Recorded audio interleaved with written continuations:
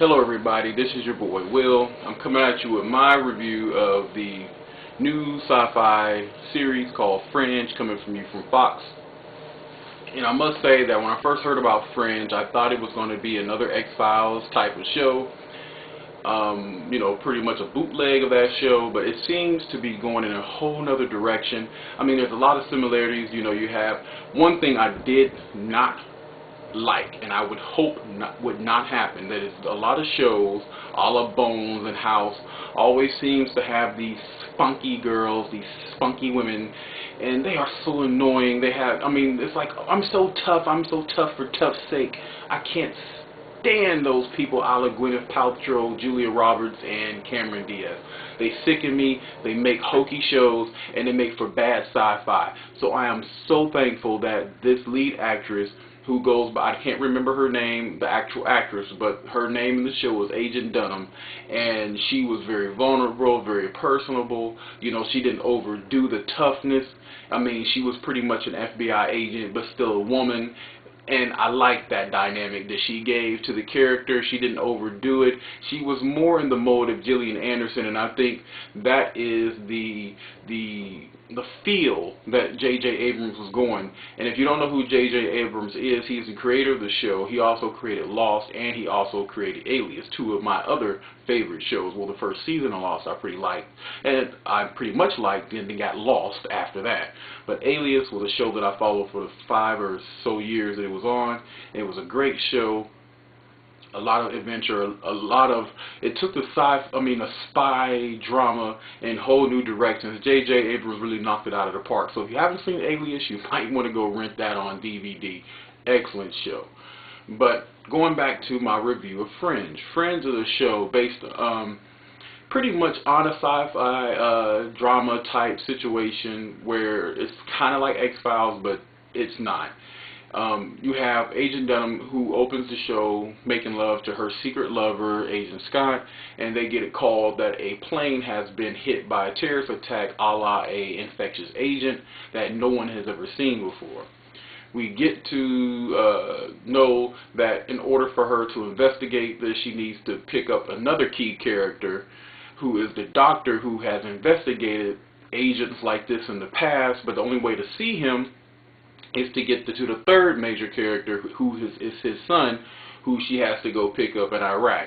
Now we learn about the doctor that he had a accident in his lab. He was convicted of manslaughter. I mean, he was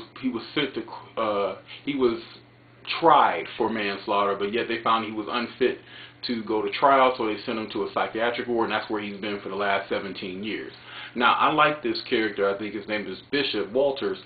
He seems to be a very new type of character, sort of a Rain Man yet, but not kind of like annoying like the Rain Man was.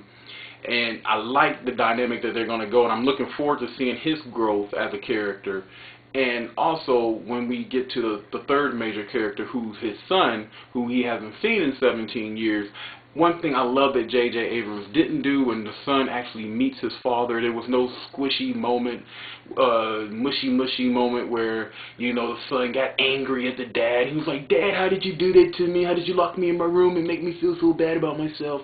He skipped over that. I loved it. That kind of crap is for CSI or Law and Order. That has no place in a great sci-fi franchise, which I'm hoping this will be. So I'm glad he glossed over that, because it would have made me sick and want to puke, and I would have punched my TV clear through the screen. So I'm happy that didn't happen. So we get to the point where we get back to the action after the major characters are introduced, but we find out that Agent Scott, who is the secret lover of Agent Dunham, gets infected, and we find out that we have to find this other guy. And I'm telling you, the story is very good, very well done. It's kind of a formulaic after a while, but there's a twist at the end that I won't blow for you, just in case you have the DVR and you haven't seen it yet.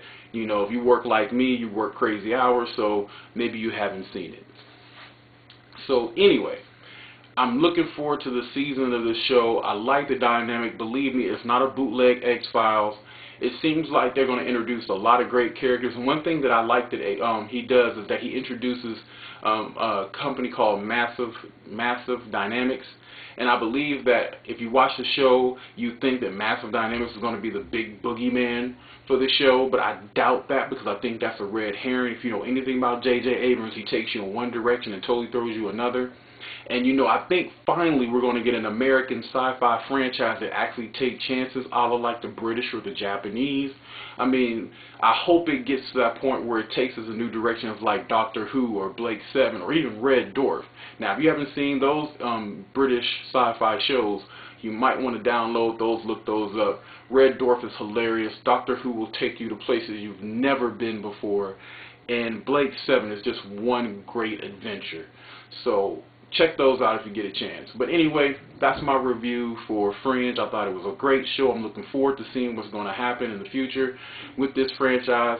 I think it's going to be something good, something great. I think J.J. Abrams learned his lesson from Lost, and is going to give us, you know, a trail of breadcrumbs to follow, but those won't be like that bridge to nowhere that Sarah Palin endorsed and then didn't endorse. So yes, I am impartial, people. I know hypocrisy when I see some, and that is hypocrisy. Even though I'm a McCain supporter, that is definitely hypocrisy. But anyway, going back to the sci-fi stuff, I'm looking forward to seeing it. I'm looking forward to seeing you guys' thoughts on Fringe, and hopefully this will be the next great sci-fi franchise. You know, we got Terminator the other day, we got Fringe today. I mean, I'm looking so forward. I mean, sci-fi's on the return, and I'm hoping that directors will take chances. And I know all of you guys, if you're a geek like me, cannot wait to see what J.J. Abrams does with the remake of Star Trek. Oh, I cannot wait. So, saying that, this your boy Will. I'm out.